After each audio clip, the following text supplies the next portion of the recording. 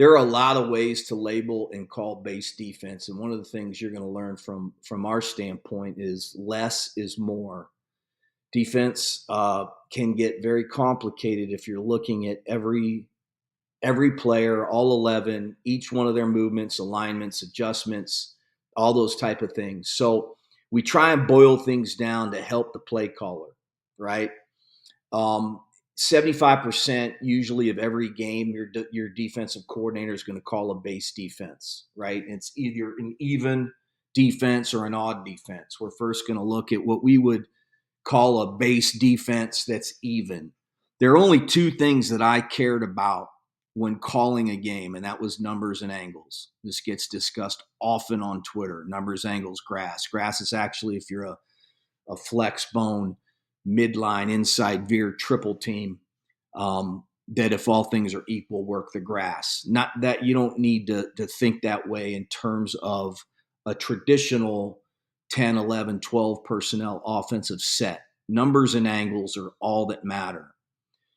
The angles we would first discuss simply because we call the front first, either an eagle or an okie, if it's an even front, if it's a 4-down front. And what we're saying is to the field of the defense, or is it a 3 technique, or is it a shade or 2-eye or 1 technique right there in the A gap? That would be the first verbiage come out of our mouth in terms of base defense on an even front. The second thing is to find the nickel spur. All right, if he's in the box and it's a 3 technique, eagle strong 4-3 type of look, we would make that defensive play call in the database say eagle strong. That's all we would say. And what I knew as a offensive coordinators that the 3 was to the field. So my gaps are going to be run to the field. My zones are going to be run to the boundary. That the defense was strong, which meant their extra hat, the 7th player in the box, was going to be to the field. Therefore, I wanted to run the ball weak.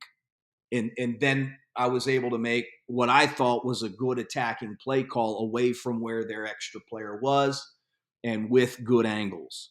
So the verbiage eagle strong is all that would come through the headphones. It was all that would come through the film breakdown, and all we would type in on a base defense that was an even front. You could have an okie strong. That's the blue N in the blue E in a 1 or a shade 5-9, a 2-eye 5-9 look. Again, the nickel spur would be the 9 technique, whether it's a sandbacker, whether it's a defensive back body, whatever it is. Whatever that 7th hat was, if we labeled it strong, I knew immediately that I've got 7 in the box. And if I'm in an 11 personnel set, we have got to run the ball away from that strength, or we have got to throw the football with an RPO because we are outnumbered. The other 2 places that guy could line up, whether it be eagle or okie, is he could be a weak split guy or a strong split guy. All right. And, again, I just wanted to know if it was eagle weak split, I was running a gap scheme to the field. If it was okie weak split, I was running a zone play to the field. If it was eagle strong split, I was running a zone play to the boundary.